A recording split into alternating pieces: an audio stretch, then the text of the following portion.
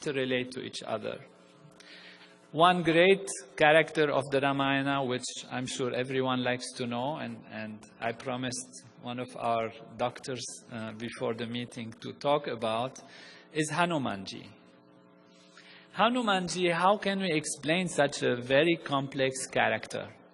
How can it be that a structure in our body will become small, then become big, then send messages, then go through a small hole, then burn the city, then bring healing aspects and all of that?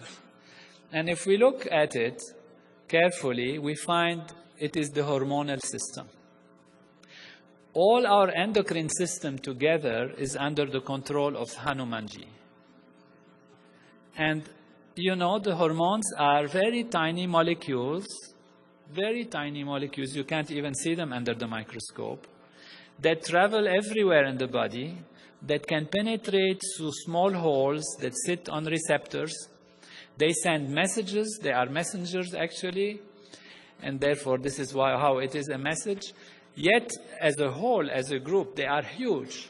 In a split second or a few seconds, if you have a secretion of hormones, a certain type of hormone in the body, your whole metabolism can be changed, your digestion can be changed, your immune system can be activated or deactivated.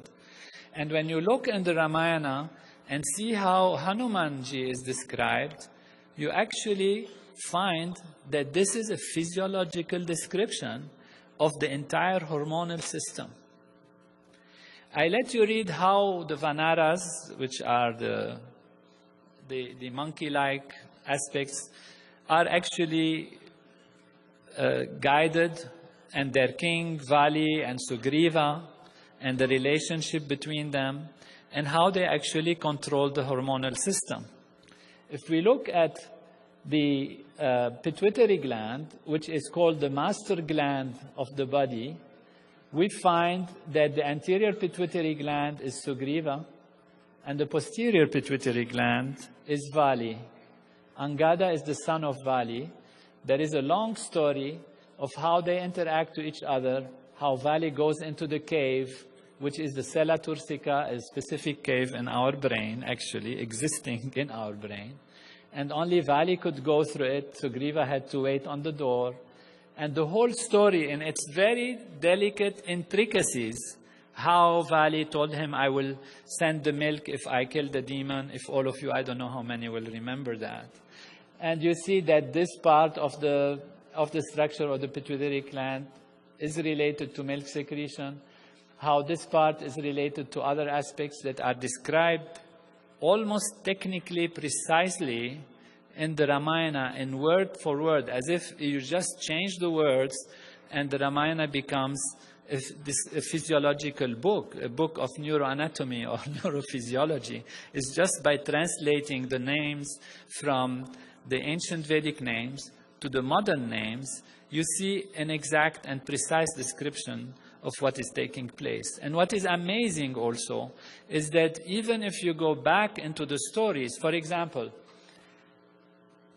Vali was said to have been born from the head of his father, Riksharaja, and Sugriva was born from the neck of his father, Riksharaja. And then they joined together and worked together.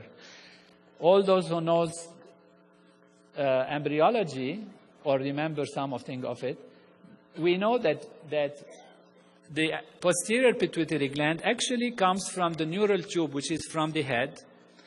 And the anterior pituitary gland, I mean in our body, in physical physiology, the pituitary gland comes from the top of the neck, from the palate, the anterior pituitary. And the anterior pituitary climbs and joins the posterior pituitary. So when it's said in the Vedic literature, in the Ramayana, that Riksharaja's head, from his head came Vali, and from his palate or from his neck came Sugriva, it's an actual, precise description of how the structure actually developed, how they joined together. So these are just a few examples. The time doesn't allow us to go into it. Ramayana is so delightful. We could spend the whole night talking about Ramayana and certainly seeing how it connects to our body. But that's the point of the evening today, is to give us an idea of how actually we are Veda, in a physical way, how Ram is within us, Sita within us, Hanuman, Ravana also somewhere, and how they all interact, and how the story of the Ramayana is the story of our own development and our growth in higher states of consciousness, and how by actually achieving enlightenment and higher states of consciousness, we understand all the developments of the Ramayana taking place within us. This is the story of how creation is made, how life is made, how our body is made, how our society works, and how our universe works. This knowledge, which comes from direct experience, is perfect and complete knowledge. If we go back in history, what was the reference for action, the reference for thinking, for behaving? It was self-referral, pure knowledge. Today, modern science has given us a lot to improve our life. We have cars, we go to the moon, we fly fast, etc. But we always refer in our actions, in our politics, in creating our laws, in our decision-making, to our self-referral values within us. We refer to what we know best to do. And that is because our physiology is also an instrument of knowledge that when perfected and when awakened in all of its values, it can know everything, it can be everything, and it can live life in perfection. You have that knowledge. Your tradition, your ancestors, your parents have upheld that tradition for generations and generations. And today it's only because modern science had advanced enough that we can truly recognize the value of this knowledge.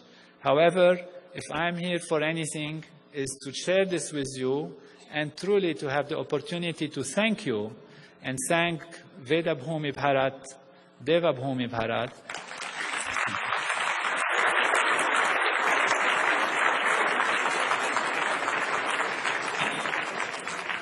and the holy tradition of Vedic Master, and of course my teacher, Maharshi Mahesh Yogi, for maintaining this knowledge and giving it to the world for the creation of a true Ram Raj, heaven on earth everywhere. Jai Guru.